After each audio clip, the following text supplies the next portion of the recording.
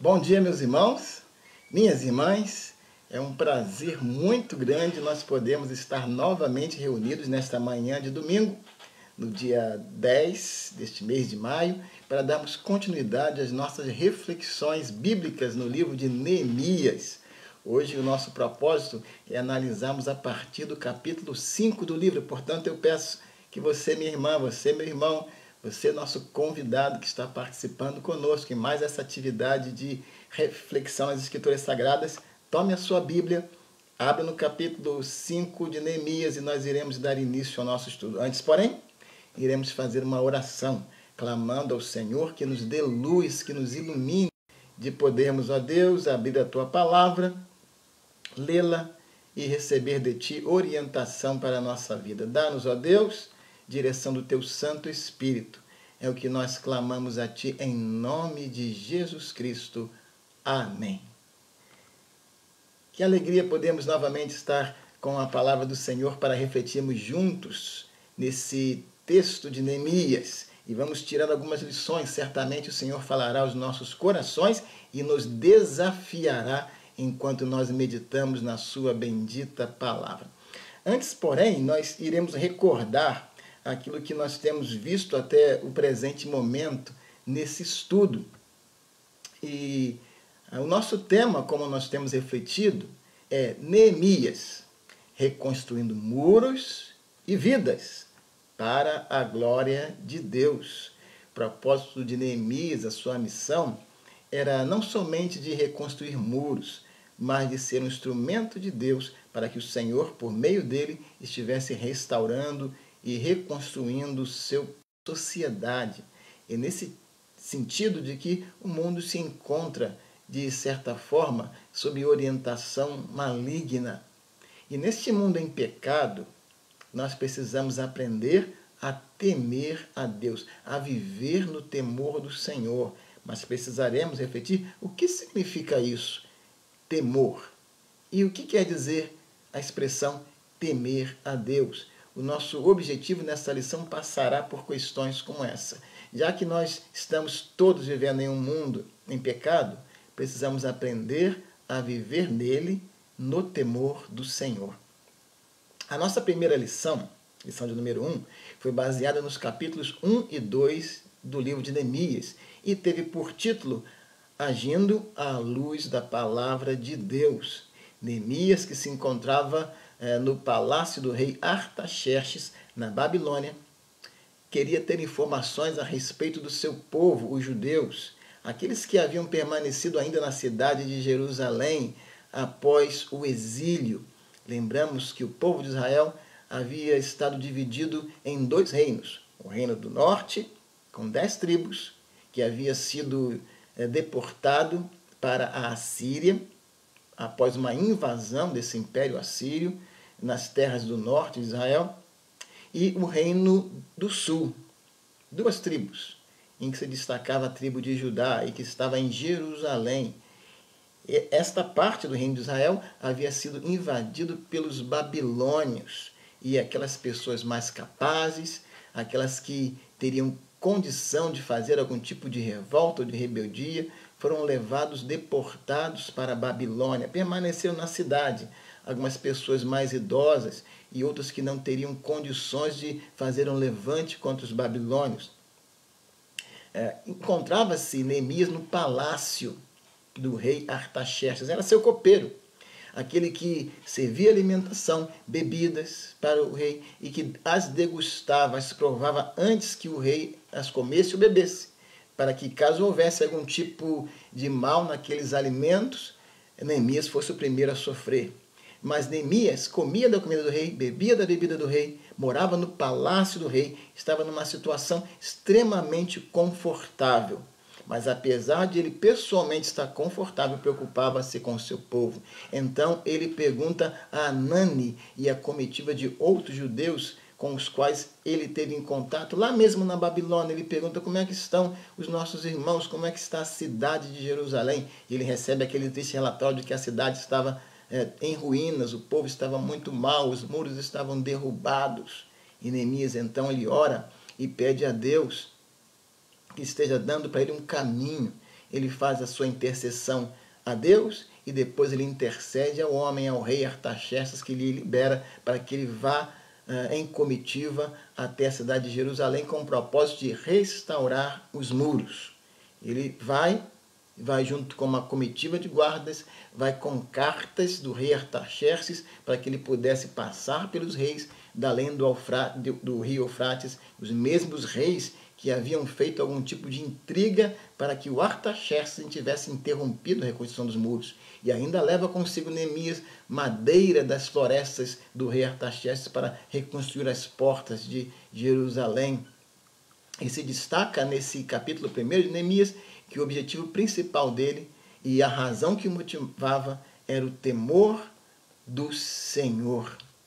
Neemias chega em Jerusalém e revela então o seu propósito ali aos seus compatriotas e inicia um processo de restauração daquela cidade. Depois da lição número 1, agindo à luz da palavra de Deus, nós entramos na lição 2, trabalhando por um Deus que peleja por nós. Enquanto o povo trabalhava na convicção de que Deus com eles estava operando, estava pelejando por eles. E nós vimos nessa representação de maquete que aqueles que habitavam dentro de Jerusalém estavam ali como que representando nos nossos dias aqueles que são salvos por Cristo e que são conduzidos a serem cidadãos da Jerusalém do céu. Havia necessidade de que o povo fosse protegido dentro daqueles muros, para que houvesse uma nação e dessa nação pudesse vir o Messias. Os muros representam a santificação, porque dentro daqueles muros o povo estaria sem um contato direto com as nações do entorno que eram contra eles, que não temiam a Deus e queriam impedir os seus propósitos de se aproximarem do Senhor. Assim também nos nossos dias, não é que nós reconstruamos muros para vivermos dentro deles como igreja ou como crentes individualmente, mas os muros representam a nossa separação, a nossa santificação para o Senhor. Vimos também que os muros foram reconstruídos a partir do esforço de todos. Todos os tipos de pessoas estavam operando juntamente na reconstrução dos muros, que foram reconstruídos nesse sentido anti-horário e, ao mesmo tempo, pelo povo de Jerusalém. E assim a nossa lição número 2 foi dividida em alguns pontos, trabalhando para Deus, considerando a individualidade, mas não a independência, a ideia de cada pessoa é importante, todos os tipos de pessoas participando da obra de Deus, e o progresso da história da redenção, em que não somente há um herói, ou Moisés, ou Davi, mas todos estão envolvidos, todos participantes da obra de reconstrução dos muros. Esse é o progresso na história única da Bíblia, é a história da redenção. Vimos também que, além da individualidade, cada um participando, também era importante a unidade, a ideia de que nós somos um, ao lado de, ao lado de, ao lado de. Vocês lembram? Todos participando, unidos na reconstrução dos muros e na consideração de que Deus peleja por nós. O que nós vimos na lição anterior é a importância de considerarmos a soberania de Deus, mas também a responsabilidade humana. Deus, na sua soberania, havia decretado a necessidade de reconstrução dos muros, mas havia uma responsabilidade das pessoas de trabalharem, de se envolverem e também de estarem precavidas. Lembramos que eles trabalhavam com uma mão, reconstruindo com a outra, com a lança, com o escudo às costas, preparados para aquela obra que estavam realizando. Assim também nós, nos nossos dias, precisamos considerar a obra de Deus, mas há uma participação nossa e temos que nos dedicar a essa obra do Senhor. Vimos também que quando você está fazendo algo bom para Deus, pode ter a certeza de que sofrerá ataques. Assim foram os inimigos do povo de Deus, Sambalate, Tobias. Lembra da zombaria em relação à raposa? Ei, vocês são fracos. Esses muros que vocês estão construindo aí, se uma raposa subir neles, esses muros vão cair. E a preocupação de Neemias não era em responder diretamente aos ataques de Sambalate, Tobias ou de Gesem Arábio, mas de reportar-se ao Senhor, crendo que Deus era aquele que estava com eles e era a quem esses perseguidores e ofensores estavam atacando de forma direta. Esse é um breve resumo de nossa lição número 2. E nós concluímos que nós estamos seguros ao trabalhar para Deus, sabendo que Ele, Deus, nos guarda enquanto realizamos a obra que é dele. E essa é a mesma convicção que nós podemos e devemos ter nos nossos dias de hoje. Trabalhemos para Deus, irmãs e irmãos, na convicção de que o Senhor nos guarda enquanto nos envolvemos na sua obra. E então chegamos à nossa lição de hoje, que pela ordem é a lição número 3. Temendo a Deus em um mundo em pecado. E essa figura simboliza os judeus em oração, ajoelhados, clamando ao Senhor e confiando no Senhor enquanto vivem num mundo em pecado, no qual os inimigos do povo de Deus não estavam nada satisfeitos com a reconstrução dos muros, estavam ali zombando, escarnecendo e tentando impedir aquela obra de reconstrução dos muros e da própria nação de Israel. Temendo a Deus em um mundo em pecado. Algumas considerações importantes, uma palavra introdutória, é que encontramos no início do capítulo 5, 3 grupos que estão em perigo. Como é que nós podemos verificar esses 3 grupos em perigo? Abra aí a sua Bíblia, no capítulo 5 de Neemias, e nós podemos acompanhar aqui a leitura na tela também. Diz assim, os versículos de 1 a 5 de Neemias, capítulo 5. Então se levantou grande clamor do povo e de suas mulheres contra os judeus, os seus irmãos. Ora, perceba aí, são pessoas do povo judeu clamando contra os próprios judeus, e o destaque que faz aqui Neemias, seus irmãos. Irmão no sentido de compatriotas da mesma nacionalidade. Ora, que interessante, né? O povo estava ali na reconstrução dos muros, e enquanto o povo reconstruía os muros, havia uma discussão, um embate entre eles mesmos, irmãos contra irmãos, enquanto trabalham. Mas eles não estavam agora mesmo lado a lado, ao lado D, ao lado D, ao lado D, e agora nós percebemos eles com algum tipo de conflito. Precisamos ter cuidado, meus irmãos e minhas irmãs, enquanto trabalhamos na obra do Senhor, se não há o surgimento de conflitos entre nós que possam atrapalhar a continuidade dessa obra que Deus nos concedeu. Mas que conflitos? E qual a fonte, a origem desses conflitos? Vejamos ainda na continuidade do texto bíblico. Houve os que diziam: nós tivemos de hipotecar as nossas terras, as nossas vinhas e as nossas casas para conseguirmos trigo em meio a esta fome. Houve ainda os que diziam: pegamos dinheiro emprestado até para pagar ao rei o tributo sobre as nossas terras e as nossas vinhas. Verso 5. Nós somos da mesma carne que os nossos compatriotas, e os nossos filhos são tão bons como os deles. No entanto, eis que sujeitamos os nossos filhos e as nossas filhas para serem escravos. Algumas de nossas filhas já estão reduzidas à escravidão. 5 dos versículos de 1 a 5 descreve 3 grupos em perigo. E quais são esses 3 grupos? Primeiro deles, famílias grandes, sem terra e com fome, de acordo com o versículo 2 que nós lemos. Um segundo grupo em perigo, os que hipotecaram suas propriedades para comprar comida, para poderem se alimentar.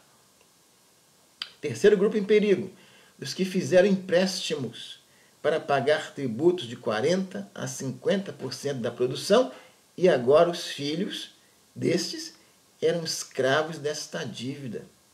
E lembramos que no versículo 1, a reclamação que é apresentada é de que Este perigo havia sido causado pelos próprios irmãos judeus.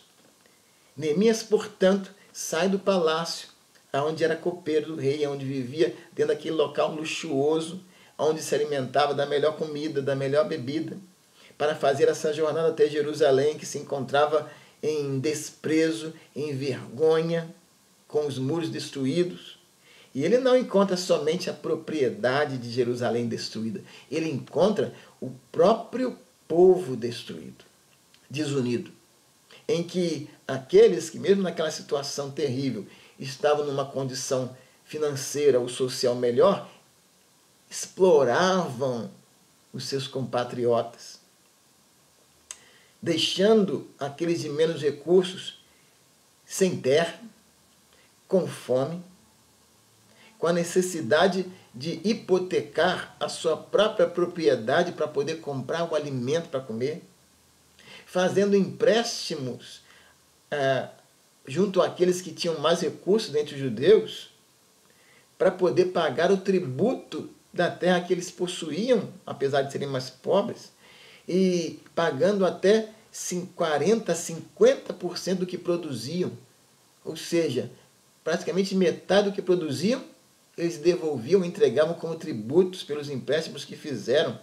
E quando não tinham recursos para pagar esses empréstimos, os seus próprios filhos biológicos e filhas eram entregues como escravos da dívida para os seus credores, irmãos judeus. Que situação triste, moralmente e espiritualmente, deparou-se o céu de Deus, Neemias, no meio do seu povo. Continuando a nossa reflexão sobre esta situação triste em que o povo se encontrava, ainda a guisa de introdução. Neemias, nos versículos 6 a 13, vai tomar medidas drásticas contra essa usura com que aqueles mais poderosos, nobres e magistrados estavam agindo contra os do seu próprio povo. E quais foram essas medidas? Vejamos o que nos dizem os versículos 6 a 13 de Neemias. Vamos ler juntos esse texto das Escrituras Sagradas. Diz assim o texto bíblico no versículo 6. Olha a reação de Neemias. Eu fiquei muito irritado ao ouvir estas palavras e o clamor deles. Deles quem? Daqueles que estavam sendo oprimidos pelos seus compatriotas judeus. Depois de ter pensado bem a respeito disso, aqui é uma lição muito importante também, meus irmãos. A indignação é algo natural, é algo normal. No entanto, não podemos tomar medidas sem que nós pensemos bem, para não agirmos somente na ira. A ira do homem não opera a justiça de Deus, dizem as Escrituras Sagradas. Voltando ao texto bíblico, vamos ver o que diz aí na sequência, o que disse Neemias após ter pensado bem. Pensando bem a respeito disso, os repreendi os nobres e os magistrados, os exploradores do povo. E lhes disse: vocês são exploradores, cada um para com o seu irmão. E então ele tomou uma atitude, Neemias, e convoquei uma grande assembleia contra eles. Parece que o povo lá de Israel era batista, né? Convocou uma grande assembleia contra eles e disse-lhes: nós, de acordo com nossas posses, resgatamos os judeus, nossos compatriotas, que foram vendidos aos gentios. Que coisa, hein? Aqueles exploradores do povo venderam os seus próprios compatriotas como escravos aos não-judeus, aos gentios. Misericórdia, meus irmãos. Nós resgatamos os judeus, nossos compatriotas, que foram vendidos aos gentios. E agora, vocês estão querendo vender os seus compatriotas para que tenhamos de comprá-los outra vez? A ideia de que o Então eles se calaram e não acharam o que responder. Mas Neemias continuou. Disse mais: não é bom o que vocês estão fazendo. Não é fato que vocês deviam andar no temor do nosso Deus? Aqui está em destaque esta expressão, porque ela vai se repetir várias vezes. Lembra-se que o nosso tema é temendo a Deus no mundo em pecado? Não é fato que você devia andar no temor do nosso Deus para evitar a vergonha diante de nossos inimigos, os gentios? Também eu, disse Neemias, os meus companheiros e os meus servos, lhes demos dinheiro emprestado e trigo. Mas, por favor, vamos parar com essa exploração. Peço que hoje mesmo vocês exigiram deles. E aí os nobres e magistrados exploradores disseram. Eles responderam: vamos restituir e nada pediremos deles. Faremos o que você está dizendo, Neemias. E prossegue o texto. Então eu chamei, ou seja, Neemias, chamei os sacerdotes e na presença destes religiosos, para que esses nobres e magistrados prometessem na presença dos líderes religiosos que cumpririam a sua palavra de não explorar o povo. Jesus, nos tempos do Novo Testamento, faz uma declaração aos seus ouvintes, afirmando: seja o vosso dizer sim, sim, não, não. Porque o que vai além disso é de procedência maligna. Jesus estava instruindo sobre a importância de que o servo de Deus tenha palavra e não precise jurar para dar valor à sua palavra. Certa vez eu contei de um amigo meu de infância, né?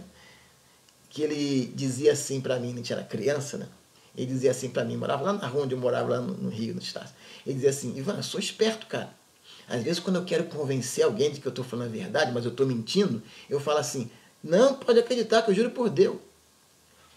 Eu não falo Deus. Ele falava para mim: eu não falo Deus, Ivan. Eu falo juro por Deus. Eu juro por Deus. E a pessoa entende que eu falei por Deus e confia na minha palavra. Que tristeza, né, irmãos? Você ter que jurar para as pessoas confiarem na sua palavra. Jesus diz assim, olha, que vocês não jurem, mas seja o dizer de vocês sim, sim, não, não. Você precisa ter palavra para que as pessoas acreditem na sua palavra. Neemias não acreditou na palavra daqueles nobres e magistrados, mas fez com que eles jurassem que fariam o que prometiam diante dos sacerdotes. E prossegue o texto. Também sacudi o meu manto. O que é sacudir um manto? Como se ele fizesse assim, né? Então ele sacudiu o manto. E nessa atitude de sacudir o manto, o que ele disse na sequência? Que Deus faça o mesmo, sacudindo para fora de sua casa e de seu trabalho todo aquele que não cumprir esta promessa. Que assim seja sacudido e despojado. E toda a congregação respondeu: Amém. E louvaram o Senhor, e o povo fez segundo a sua promessa. Neemias estava precisando reconstruir os muros, precisando reconstruir vidas e pessoas, mas ele não queria contar com qualquer tipo de pessoa, não. Se estavam pessoas ali exploradoras, que não estavam temendo ao Senhor, que não estavam honrando o povo de Deus, que Deus faça assim, ó, sai fora.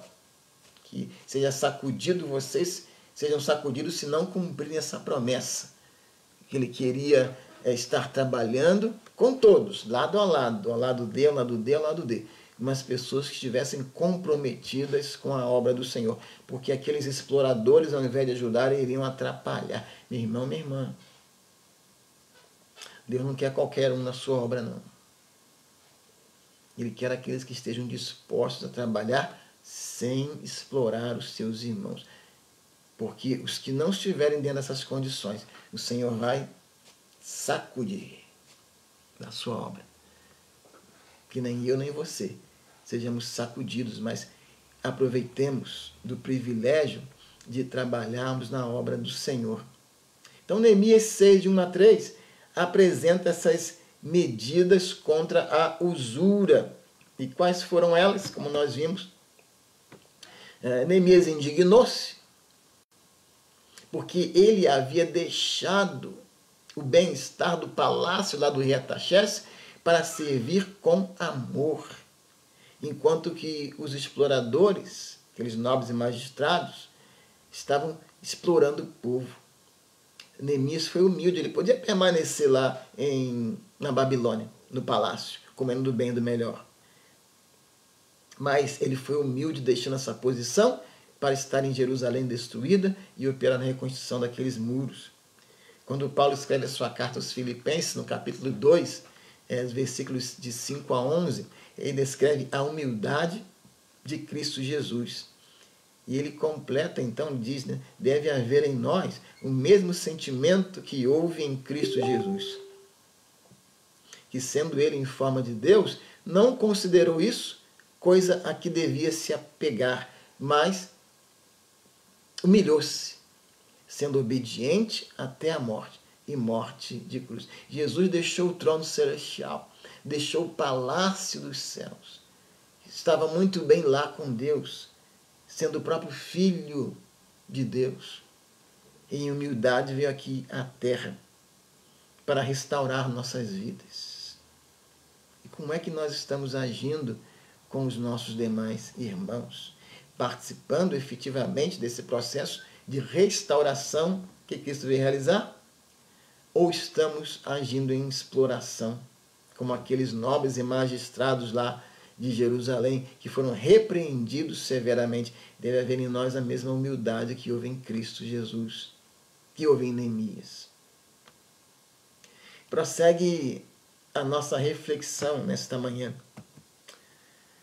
Uma segunda consideração nesses versículos 6 a 13 do capítulo 5 de Neemias como medidas contra a usura. Repreendeu aos nobres e magistrados que exploravam seus próprios irmãos de nação, de povo, porque eles eram repreensíveis. E uma terceira medida foi a resposta que ele deu àqueles exploradores. A resposta que nós vimos no versículo de número 12 foi uma resposta de não confiança neles. Foi a resposta de que eles deveriam demonstrar a sua necessidade e a sua disposição de não agirem mais em exploração, mas foram envergonhados por não serem confiáveis em suas palavras e terem que fazer um juramento perante os próprios sacerdotes, seus líderes religiosos. Como é triste um homem sem palavra, como é triste uma mulher sem palavra, que não se pode confiar naquele que diz, e ainda mais quando se apresenta como servo do Senhor. Que tristeza. Uma quarta medida de Neemias foi a sua advertência para que não mais estivessem agindo em exploração. Como nós falamos, a nossa lição está aí também no alto, né? Temendo a Deus em um mundo em pecado. O que é temor a Deus? Nós iremos ver que uma definição interessante do temor a Deus pode ser apresentada em 4 pontos. Primeiro desses pontos, o temor a Deus ele é fundamental. Uma segunda consideração é que o temor a Deus ele é relacional. Uma terceira consideração é que o temor a Deus é motivacional. E uma quarta consideração, um quarto ponto, é que o temor a Deus é resignacional. Mas o que quer dizer isso, pastor Ivan? Cada um desses pontos, nós iremos nos deter em cada um deles e tentar explicar, refletir cada um deles. Primeira consideração nós fazemos em relação ao temor de Deus é que o temor a Deus é fundamental. O que se quer dizer quando se afirma que o temor a Deus é fundamental? O temor a Deus, portanto, ele é base. Ele é basilar. Logo, a palavra fundamental aqui tem o sentido de fundamento, de uma base. Como servos de Deus, devemos considerar o temor a Deus como sendo a base, o fundamento sobre o qual nós construímos toda a nossa vida. Viver a cada dia, a cada momento, considerando que o temor de Deus é a base, é o alicerce, é o fundamento sobre o qual a nossa vida está fundada. Daí a afirmação de que o temor a Deus ele é fundamental. Nesse sentido, o temor a Deus é fundamental na sua vida? Ou qual é o fundamento? Qual é a base da sua vida? O temor de Deus, o que é temer a Deus? O temor de Deus, para a gente compreender como é que o temor de Deus vai ser o nosso fundamento ou base, mas o que é temor a Deus para eu botar ele na base da minha vida? O temor de Deus é toda a reverência, honra e culto exigidos pela majestade da pessoa divina, pelo seu poder e sua posição. Vamos explicar isso. Então, por aquilo que Deus é, ou seja, pela pessoa que Deus é, pelo poder que Deus tem e pela posição que Deus ocupa, nós devemos a Ele reverência, honra e culto. Pela pessoa que Deus é, pelo seu poder e pela sua posição, Ele tem que ser a base sobre a qual nós construímos a nossa vida, sobre a qual nós colocamos. E aí nós agimos em reverência e honra. Lembremos que o apóstolo Paulo diz: não há nenhum outro fundamento que possa ser lançado além daquele que é Cristo Jesus. Jesus, no Sermão do Monte, ele fala a respeito do homem sábio, que construiu, essa linguagem de construção usada por Jesus agora, que construiu a sua vida sobre a rocha. E Jesus Cristo é a rocha dos séculos. Ele é o fundamento sobre o qual as nossas vidas devem estar construídas. Então, prosseguindo, temor de Deus é toda a reverência, honra e culto exigidos pela majestade de sua pessoa, seu poder e sua posição. Deve ser e tem que ser a única resposta apropriada à doutrina de Deus apresentada na Bíblia. Ou seja, considerando aquilo que a Bíblia ensina a respeito de Deus, a nossa única reação a isso deve ser temer a Deus. Não pode haver a outra reação. A nossa única atitude em relação àquilo que a Bíblia ensina a respeito de Deus é reverenciá-lo, honrá-lo e cultuá-lo, ou seja, colocá-lo como fundamento da nossa vida e temê-lo como fundamento de nossa vida. O temor a Deus é fundamental.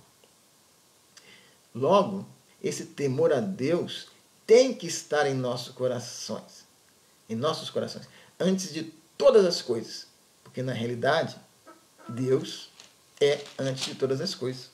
Lembramos que lá no capítulo 1 de Neemias, se você abrir a sua Bíblia aí, no versículo 11 do capítulo 1 de Neemias, quando ele encerra o seu momento de oração após 4 meses, lembra? 4 meses orando. E o que diz Neemias no capítulo 1, versículo 11?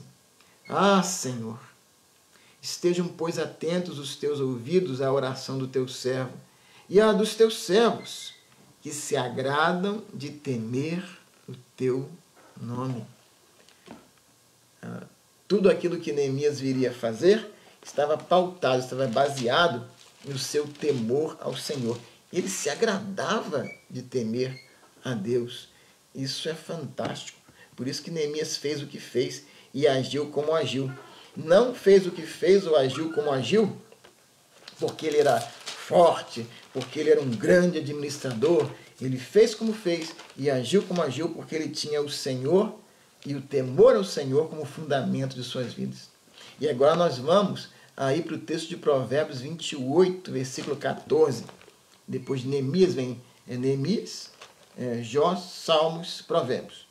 Em Provérbios capítulo 28, versículo 14, diz assim o texto: feliz o homem constante no temor de Deus, mas o que endurece o coração cairá no mal. Vou repetir. Feliz o homem constante, permanente, perene no temor de Deus, mas o que endurece o coração cairá no mal. Neemias se agradava de temer ao Senhor e isso trazia felicidade para ele, porque ele estava constantemente, de forma perene, temendo ao Senhor. O temor a Deus, portanto, ele é fundamental no sentido de ser a base de nossas vidas. Era assim com Neemias e assim deve ser com você, meu irmão, minha irmã. Uma segunda consideração quanto ao temor a Deus é que o temor a Deus, ele há de ser relacional.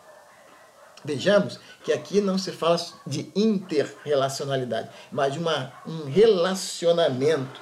E que consideração nós podemos fazer a respeito dessa ideia de que o temor a Deus ele é relacional? Diz assim a nossa lição de hoje. Em Gênesis capítulo 3, versículo 20, após a queda em pecado, nós lembramos da queda em pecado de Adão e Eva. Após a queda em pecado daquele primeiro casal, a Bíblia nos ensina no capítulo 3 que Deus, passeando pelo jardim na viração do dia, perguntou por Adão: Adão, Adão, onde estás? Onde estás, Adão? E olha a resposta que Adão deu para Deus após ter pecado. Eu ouvi a tua voz no jardim e, porque estava nu, tive medo e me escondi. Tive medo e me escondi. E aqui nós temos uma consideração interessante sobre o temor a Deus ser relacional. Quando essa relação com Deus está quebrada, sentimos medo e nos escondemos de Deus. Mas Deus não fica satisfeito que nós nos escondamos dele. Deus quer que o temor a ele nos aproxime dele. O resto da história da Bíblia, depois de Gênesis capítulo 3, é a história de Deus buscando restaurar esse relacionamento com a humanidade. Já no capítulo 3 de Gênesis, a gente encontra aquilo que é chamado de o proto-evangelho. O evangelho em Gênesis, quando Deus promete que da semente da mulher ele viria a esmagar a cabeça da serpente, simbolizando que de uma mulher nasceria o Messias, aquele que esmagaria a serpente como um símbolo de Satanás. É a história da redenção tendo continuidade. Logo nós voltamos a essa ideia de que, embora possua a Bíblia 66 livros, 39 dos quais no Antigo Testamento, 27 deles no Novo, e nesses 66 livros diversas histórias, na realidade a Bíblia é uma história só. Que história é essa? A história de Deus trabalhando para restabelecer o relacionamento com a humanidade. O relacionamento com aqueles que ele criou e que ele ama, que ele não deseja que vivam escondidos, separados dele. Lutero, temos aí uma imagem, uma figura simbolizando o servo de Deus chamado Lutero. E Lutero, grande reformador de 1517, ele faz algumas declarações importantes sobre o temor a Deus. Ele fala que podemos definir o temor a Deus como temor pela sobrevivência. Diz assim Lutero: o temor pela sobrevivência, nas palavras de Lutero, é o pavor e o terror que o prisioneiro sente numa câmara de tortura na hora da sua execução. Quando está para ser executado, então teme pela sua execução aquele que será executado, pois vê que está se aproximando a hora da sua morte. É mais ou menos esse o medo que sentiu Adão. Eu, Senhor, ouvi a tua voz e, como consequência, eu tive medo e eu me escondi. Mas quando a gente lê em Êxodo capítulo 20, versículo 20, nós lemos assim a palavra do Senhor. Após o povo de Israel ter temido que Moisés desceu do Monte Sinai, onde receberam os 10 mandamentos das mãos do próprio Deus, e surge perante o povo Moisés com seu rosto como que brilhando, e após presenciar o povo, aqueles trovões, relâmpagos, aquele som de trombeta e um morro fumegando, o povo temeu e disse a Moisés: fala tu conosco e te ouviremos, porém não fale Deus conosco para que não morramos. Mas a resposta de Deus, aliás, de Moisés ao povo é essa, em Êxodo 20, 20. Não temais, Deus veio para vos provar e para que o seu temor esteja diante de vós, a fim de que não pequeis. O que o Senhor quer é que nós tenhamos temor a Ele, reverência, respeito, honremos, com o objetivo de que isso nos afaste de nós sermos desobedientes a Ele. Voltando aí aos dizeres de Lutero, portanto, define um temor pela sobrevivência e também ele fala de um outro tipo de temor, que é o temor filial. O que é o temor filial nas palavras do reformador Martinho Lutero? É o amor racional de um filho para com o pai, a quem profundamente deseja agradar. Lembra da palavra de Neemias, no capítulo 1, versículo 11, quando ele afirma do desejo, do prazer que ele tinha de agradar a Deus, Neemias 1:11, dos teus servos que se agradam de temer o seu nome. Esse é o temor filial, de um filho que na relação com o seu pai se agrada, tem prazer em temer ao Senhor. Qual o tipo de temor que você tem em relação a Deus? É o temor medo, em que você quer preservar a sua vida, assim como lá disse Adão, eu tive medo e me escondi? O seu temor te afasta de Deus ou o seu temor te aproxima de Deus, assim como um filho deseja aproximar-se de seu pai? Neemias, nessa questão do temor de Deus ser relacional, aplica pronomes pessoais ao temor. No versículo 9 do capítulo 5, nós lemos o temor do nosso Deus, aí destacado. No versículo 15, o temor do meu Deus. No versículo 11 do capítulo 1, teus servos que se agradam de temer o teu nome. Então, a ideia é de que há uma relação. E o pronome pessoal, portanto, não é de posse. Deus é meu, Deus é nosso, no sentido de posse. Mas é no sentido de que há um relacionamento. O temor a Deus, em um mundo em pecado, deve ser um temor, esse respeito, essa reverência, essa honra que nos conduza a estarmos vivendo num relacionamento íntimo com o nosso Deus. Quando a gente lê no livro de Isaías, capítulo 33, e o versículo número 6, você pode aí abrir na sua Bíblia, enquanto eu ao mesmo tempo estou aqui abrindo na minha, nós lemos assim nesse texto das Escrituras Sagradas, Isaías 33, 6. Haverá, ó Sião, estabilidade nos teus tempos, abundância de salvação, sabedoria e conhecimento. O temor do Senhor será o teu tesouro. O temor do Senhor será o teu tesouro. Nós lembramos certamente de Jesus afirmando, aonde estiver o seu tesouro, o que ele diz?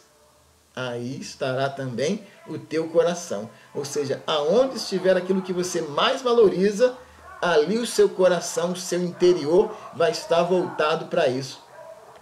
Logo, o temor a Deus é relacional. Quando eu temo a Deus, quando eu amo a Deus, eu me relaciono assim, dessa forma com Ele. Prosseguindo essas considerações, o temor a Deus entesourado não apenas está inflamando o amor de Neemias pelo Senhor, mas também o amor de Neemias pelo povo do Senhor. Você percebe como é importante isso? A gente lembra lá de João, escrevendo uma das suas cartas universais, quando João apóstolo afirma que aquele que diz que ama a Deus, mas odeia o seu irmão, ele é mentiroso. Olha a experiência de Neemias. O amor dele ao Senhor inflamava o amor dele pelo povo do Senhor. Hoje em dia a gente tem aquilo que se chama de desigrejados, pessoas que acham que podem ser crentes, mas não estarem unidos à igreja. Quando a Bíblia afirma lá em Efésios 5 que Cristo amou a sua igreja e assim mesmo se entregou por ela. Então essas pessoas estão afirmando que Cristo amou e se entregou por uma coisa que não tem valor, não tem importância nenhuma. Ora, se nós amamos ao Senhor, devemos amar ao povo do Senhor, mesmo com as suas mazelas, com as suas dificuldades e limitações, que a própria Bíblia não esconde as limitações do povo de Deus, porque o povo de Deus é formado por seres humanos, que assim como nós, são pecadores, assim como eu, como você. Neemias, no seu amor, no seu temor ao Senhor, era conduzido naturalmente a amar o povo do Senhor. O temor ao Senhor, nosso Pai, há de determinar o tratamento que damos aos nossos irmãos. Neemias estava preocupado com a segurança, opressão e opressores do povo por serem seus irmãos. Interessante que essa preocupação de Neemias era uma preocupação com os oprimidos, aqueles que estavam ali precisando vender suas propriedades para poder pagar tributo ao rei, para poder terem coisa para plantar, para poderem cumprirem com as suas obrigações de pagar os empréstimos como fizeram, e até entregando os próprios filhos e filhas como escravos. Neemias estava preocupado com estes, mas estava preocupado também com os opressores do povo, querendo trabalhar para que eles fossem corrigidos naquilo em que estavam agindo errado. Então a preocupação de Neemias não era só com os oprimidos, mas era também com os opressores, porque o objetivo dele ali era reconstruir não somente muros, mas reconstruir vidas para a glória de Deus. Como é importante, né, trabalhar com as pessoas que precisam ser transformadas. Lembro-me de um diácono batista aqui de nossa região, até de saudosa memória já, que num estudo bíblico do seminário, né, curso para leigos, ele contou uma experiência que eu nunca mais esqueci. Disse ele que era o responsável por cultos nos lares, na igreja que ele era membro, e que em certa ocasião ele foi até o culto no lar de um dos irmãos, e aquele hóspede do culto se apressou em dizer para esse irmão, diácono da igreja, responsável por culto nos lares: olha, meu irmão, tem alguns visitantes aqui no culto no lar? Poderia até ter mais gente, mas eu não convidei não, porque tem uns vizinhos meus aí que não prestam, então não convidei para vir aqui não, na minha casa não, para o culto não. E aí esse irmão diácono disse que respirou fundo, se acalmou e respondeu: meu irmão, fazer o seguinte, da próxima vez que tiver culto aqui na sua casa, você faz o seguinte, convida as piores pessoas que você conhecer. Aquela pessoa que não presta, que não vale nada, convida para vir no culto, porque elas precisam ouvir a respeito de Jesus. A preocupação de Neemias não era só com os oprimidos, mas também com os opressores que estavam no povo de Deus, que precisavam ser transformados e restaurados, e que precisavam aprender o temor do Senhor. E a gente lembra do texto que foi mencionado: se alguém diz, eu amo a Deus, mas odeia o seu irmão, é mentiroso, pois ninguém pode amar a Deus a quem não vê, se não amar ao seu irmão a quem vê. O mandamento que Cristo nos deu é este: quem ama a Deus, que ame também ao seu irmão. Qual a importância dos muros? Deus está usando Neemias para edificar o seu muro, ou seja, o muro de Deus, porém, da maneira mais importante, está usando Neemias para edificar o seu povo.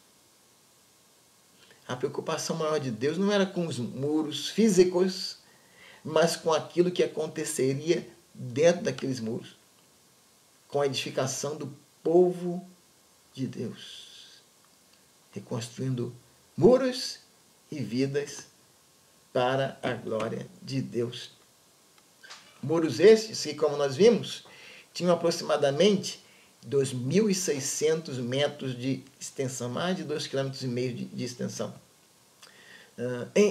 Esta Jerusalém, na terra, ela é uma incubadora que passará. Já o povo é a possessão permanente de Deus. Jerusalém é uma incubadora, ou seja, dentro daquele espaço estavam sendo incubados, criados aqueles elementos que estavam constituindo o povo de Deus. Mas essa Jerusalém aqui da terra vai passar. Mas o povo não. O povo é possessão eterna de Deus. Então Neemias não está apenas cumprindo uma tarefa. Ele está servindo ao Senhor enquanto serve ao povo de Deus.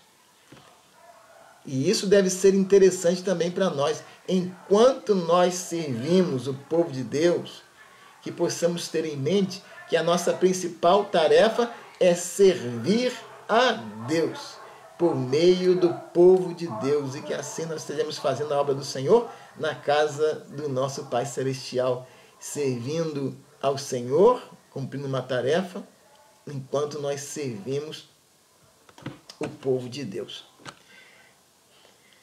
O temor a Deus também é motivacional. Nós vimos que o temor a Deus ele é fundamental, é fundamento, é base. O temor a Deus ele é relacional, tem que ver com uma relação. E o temor a Deus ele também é motivacional. O teólogo chamado John Murray, ele escreveu um livro clássico, né? Esse livro, publicado originalmente em inglês, tem por título Princípios de Conduta, Aspectos da Ética Bíblica.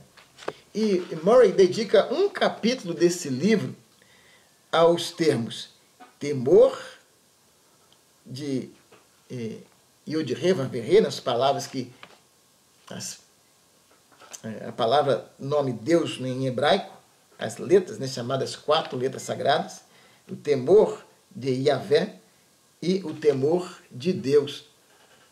E algumas considerações interessantes que são feitas por Murray nesse livro. Os dois sentidos de temor integram o conceito do temor de Deus. E quais são esses dois sentidos? Há o pavor ou medo do Senhor e há o temor de respeito reverente. Então aí estão destacadas em vermelho as duas formas de se considerar o temor a Deus. Ou pavor ou medo, podemos afirmar que esta primeira consideração, esse primeiro conceito, é o que estava no coração de Adão. Lembra que ele disse? Senhor, eu ouvi a tua voz lá no jardim e eu tive medo, por isso que eu me escondi. E o segundo conceito do temor de Deus é respeito reverente. Portanto, continua Murray no seu livro, há o temor que consiste em estar com medo, ele suscita angústia e terror. E há o temor de reverência, ele suscita confiança e respeito. Está na página 233 desse livro. E é a consideração, qual é o tipo de temor que você tem de Deus? Se o seu temor a Deus for pavor ou medo, você vai ter angústia e terror, ele vai querer se esconder. Mas se for respeito reverente, isso vai desenvolver em você confiança e respeito a Deus, ou seja, isso vai ser uma motivação para que você sirva a Deus. O temor que sentia Neemias a Deus era um temor motivacional. Além de ser um temor fundamental, relacional, era motivacional. Esse temor o motivava a servir a Deus, a confiança em Deus. Então, o temor a Deus, no qual a piedade consiste, é o temor que constrange a adoração e ao amor. Nesse texto de 2 Coríntios 5,14, Paulo vai dizer o seguinte, ele vai afirmar que o amor de Deus nos constrange. Você tem marcado esse texto aí na sua Bíblia? 2 aos Coríntios, capítulo 5, versículo 14. E é interessante que, recentemente, o nosso seminário Teológico Batista Sul Fluminense fez um estudo bíblico, a Academia da Bíblia 4, foi sobre Paulo, o apóstolo. E nós refletimos, dentre outras coisas, sobre esse versículo, que diz assim: pois o amor de Cristo nos constrange, julgando nós isto, um morreu por todos, logo todos morreram. E analisando esse versículo, a palavra que é traduzida por constrange nesse texto, a palavra que foi usada por Paulo, a palavra grega, ela significa, ela é a palavra suneko, e ela significa pressionar de todos os lados. O que Paulo estava querendo dizer com isso? O amor de Deus é tão grande que esse amor de Deus em Cristo me pressiona. A palavra quer dizer pressionar com as mãos, oprimir, constranger. Paulo se sentia apertado, constrangido quando ele pensava da forma que Deus o amou. Você se sente assim quando pensa no amor de Deus por você? Esse amor tão grande.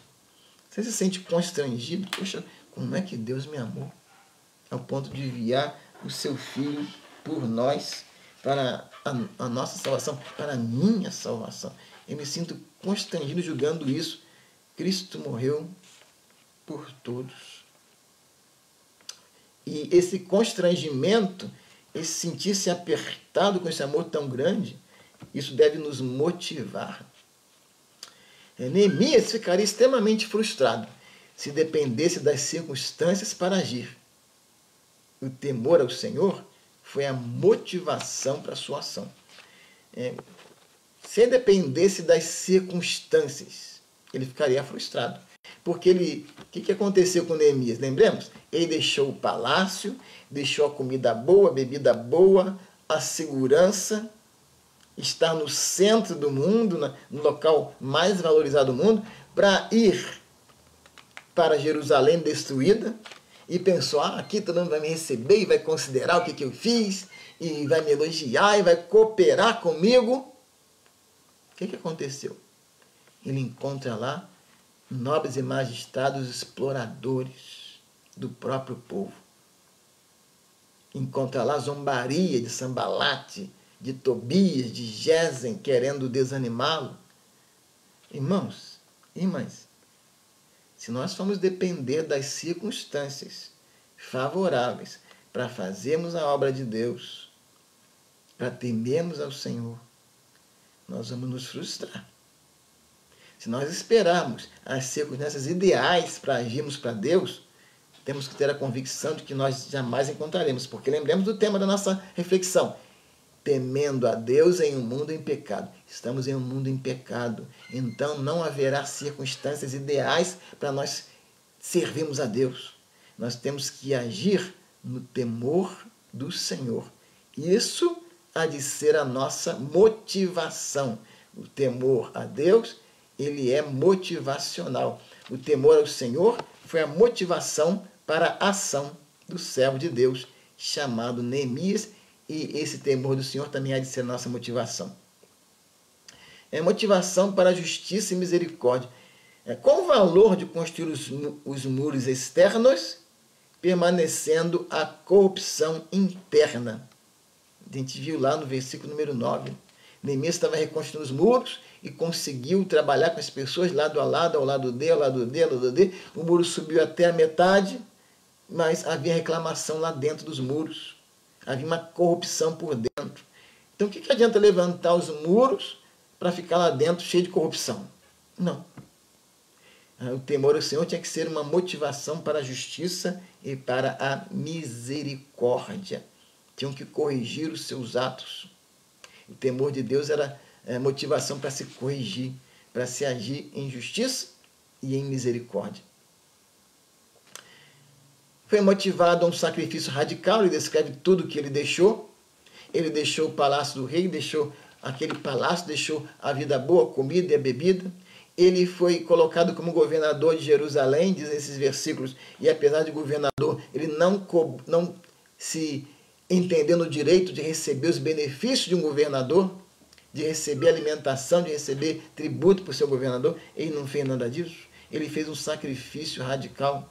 Então, um bom exemplo de Neemias, que agiu em generosidade por causa do temor do Senhor. O versículo 15 diz isso. Ele não fez isso porque ele era bonzinho, ele não fez isso pensando em receber recompensa. Ele agiu assim, dessa forma, em sacrifício radical, por causa do temor do Senhor. Por isso ele não cobrou nada a ninguém. Ele cobrou a atitude daqueles nobres e magistrados exploradores e apresentou-se assim como exemplo. E também Neemias foi motivado a uma perseverança inabalável. No capítulo 6 de Neemias, a gente vai notar nesse capítulo 6 que o povo estava passando por aquelas tribulações todas e perseguições e desentendimentos dentro e de fora, as pessoas cobrando.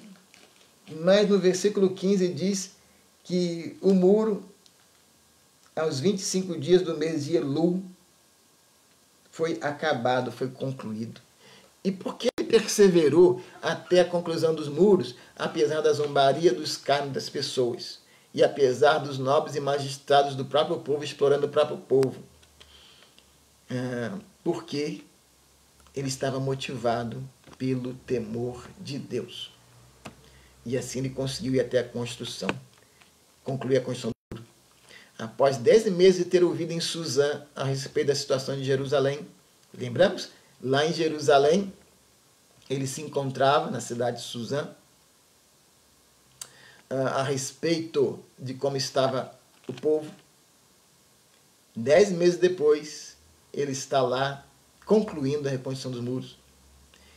E o muro foi concluído desde que iniciou a reconstrução em 52 dias. E ele permaneceu perseverante, inabalável, em meio a todas as circunstâncias contrárias, em meio a esse mundo em pecado, porque ele temeu a Deus. Isso que fez ele perseverar. Na missão que você tenha a construir, a realizar a prova de Deus, aparecerão muitos contratempos, muitas dificuldades, muitos problemas. Mas permaneça firme. O que vai fazer você permanecer firme e sacrificar-se radicalmente? É o temor que você tenha a Deus. Não há outra coisa. Prosseguindo um pouco mais, Neemias nos conta que tudo que ele concluiu, que ele conseguiu, não foi porque ele era bom, porque ele era administrador, não foi porque ele recebeu alguma recompensa para isso, uma paga para isso, mas foi porque ele temia a Deus. Essa foi a motivação para ele ir até o final. Temendo a Deus em mundo e pecado. Aqui um exemplo do casal Bagby. Nós estudamos a história dos batistas na nossa igreja, na Escola Bíblica Dominical. Este ano, no mês de agosto, dia 24, a primeira igreja batista do Rio de Janeiro, onde eu fui convertido a Cristo no ano do centenário da igreja, em 1984.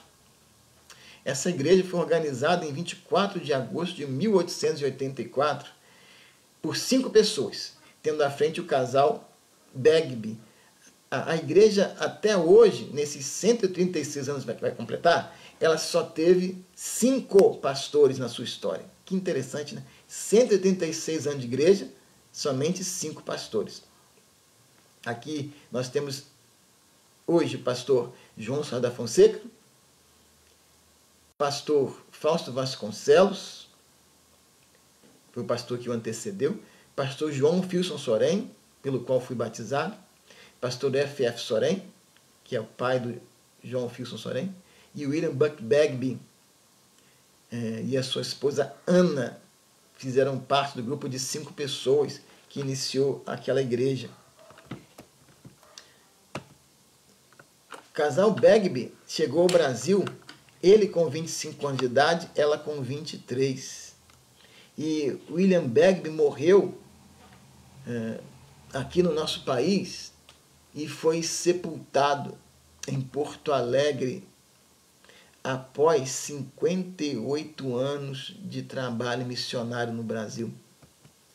A sua esposa, Anna Bagby, morreu também aqui no nosso país e foi sepultada em Recife, após também décadas e décadas de anos de vida aqui no nosso país. Essa foto aqui é interessante.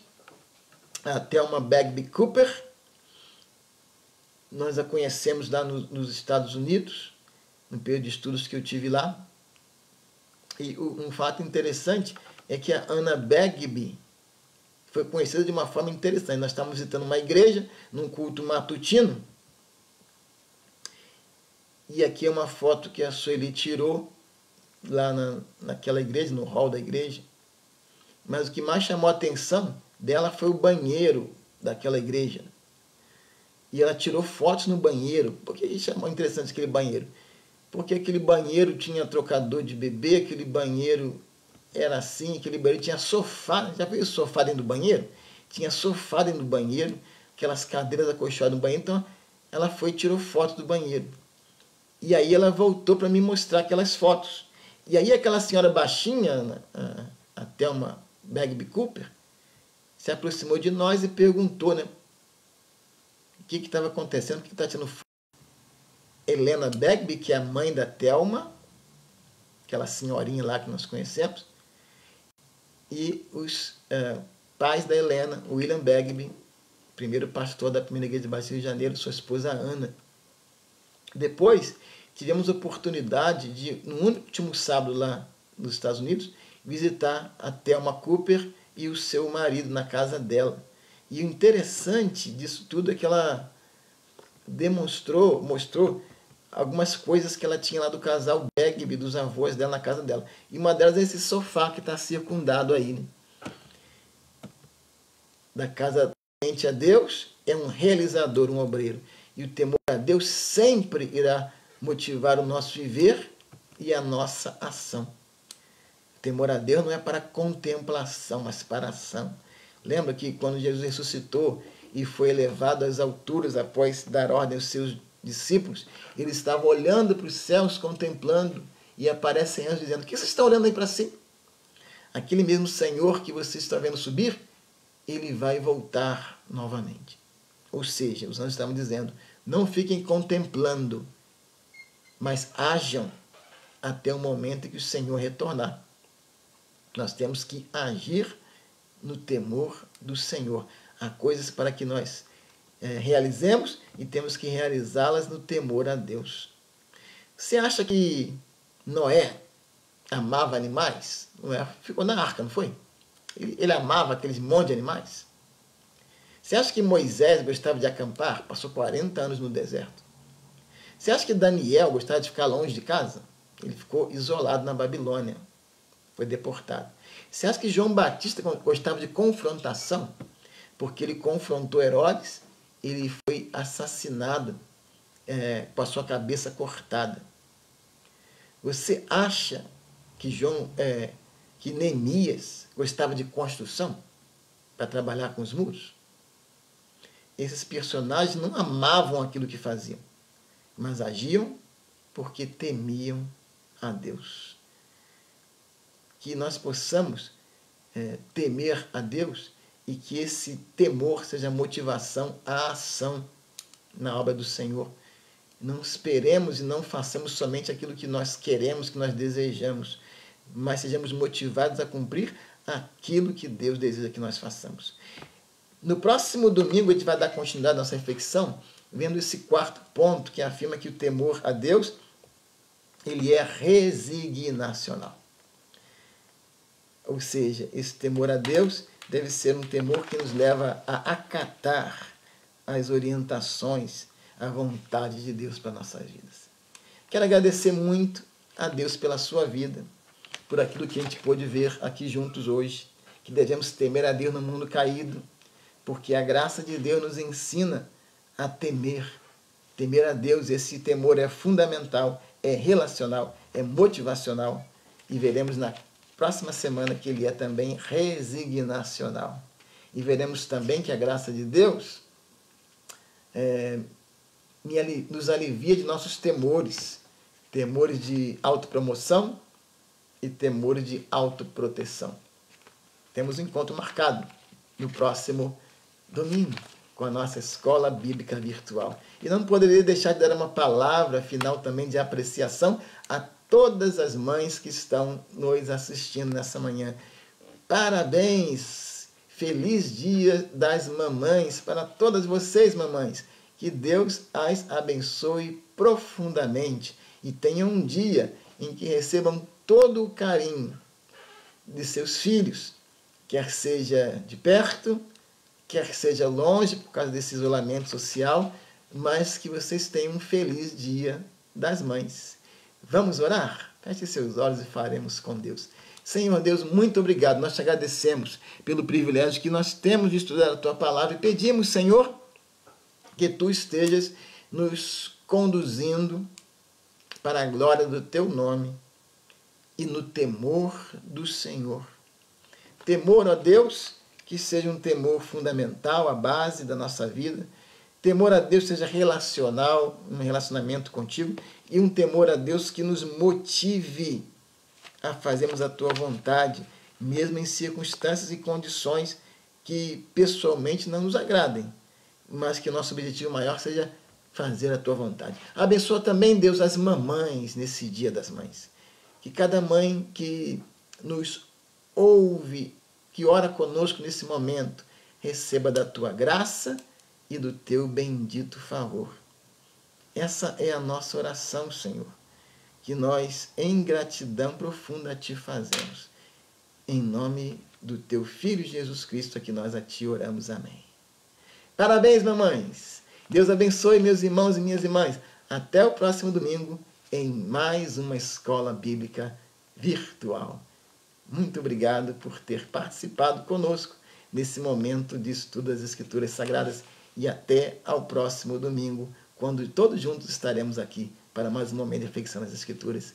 Até lá!